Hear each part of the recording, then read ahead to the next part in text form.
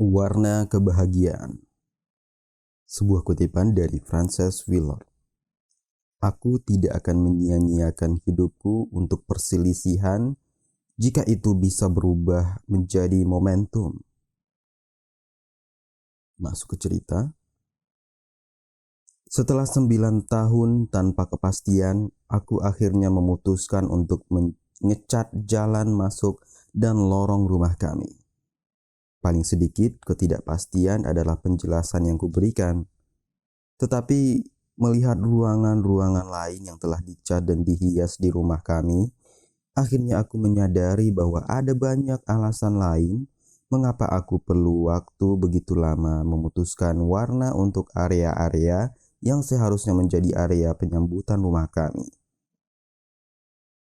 Pindah dari kota asalku untuk hidup bersama suami baruku, aku memasuki rumah kami yang dalam keadaan kosong karena kami adalah pemilik pertamanya, merasa sangat terbebani oleh kenyataan bahwa aku tidak mengenal siapapun di kota baru ini dan tidak punya ide bagaimana aku harus menghias 3 kamar tidur, 2 kamar mandi, dapur, area sarapan, dan ruang tengah.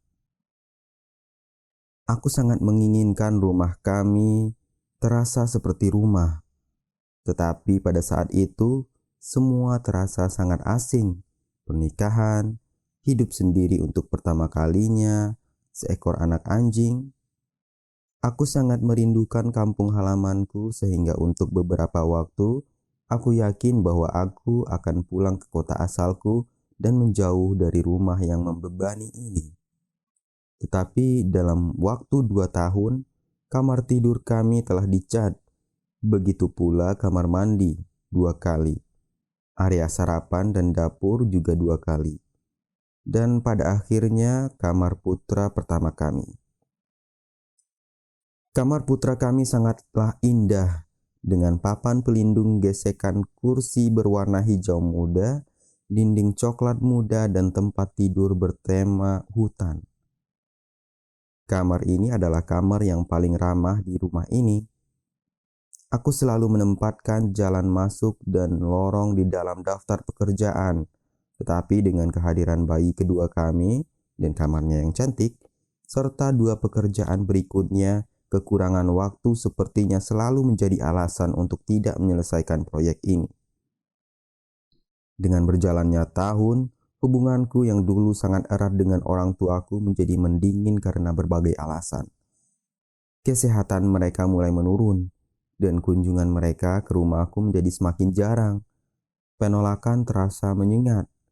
Jadi, untuk menghindari perasaan nyeri kehilangan ini, aku menyibukkan diri dengan anak-anak, pekerjaan rumah, kegiatan lain, dan menunda proyek jalan masuk dan lorong. Sepertinya selalu lebih mudah melakukan itu daripada membuat keputusan untuk memilih cat atau untuk menghadapi perasaan-perasaanku. Setelah 2 tahun, aku menyadari tidak bisa lagi mengubur perasaan ditolak, kesedihan, dan kehilangan.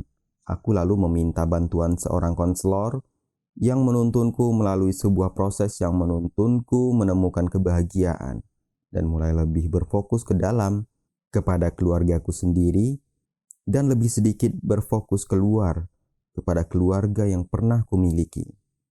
Lalu suatu hari, ketika kembali ke rumah setelah menjemput putraku dari sekolah, kami berjalan memasuki rumah, dan aku menyadari betapa tidak ramahnya rumah kami. Dinding-dinding putih, tidak ada lukisan, dan tidak ada penutup jendela yang hangat. Seolah-olah melalui kepedihan, penolakan, depresi, dan sebagainya, perasaan-perasaanku tidak memperbolehkan aku mengambil langkah-langkah akhir untuk menjadikan rumah kami sebagai rumah. Seolah-olah aku menunggu orang tuaku untuk memberitahu bahwa mereka berencana berkunjung dan berjalan memasuki jalan masuk itu lagi, yang merupakan alasan sempurna yang kucari untuk akhirnya menyelesaikan proyek ini. Tetapi perjalananku menuju ke suatu penerimaan, menerima bahwa mungkin orang tuaku tidak akan pernah mengunjungi rumahku lagi, bahwa mungkin aku tidak akan pernah diterima sepenuhnya lagi oleh mereka, dan bahwa suami dan anak-anakku adalah anggota terpenting dari keluargaku, akhirnya mengungkapkan apa yang perlu kulakukan. Mengecat habis masa lalu dan menyambut masa depan yang indah bersama keluargaku. Tampaknya suamiku juga sama gembiranya dengan peralihan terakhir ini. Dengan gembira dia membantuku mengecat dinding-dinding putih itu, melepas tirai putih jendela untuk mengganti dengan tirai yang berwarna hangat, dan menikmati transformasi yang sedang dialami oleh rumah kami. Dengan satu lapis cat sederhana berwarna Harvest Brown.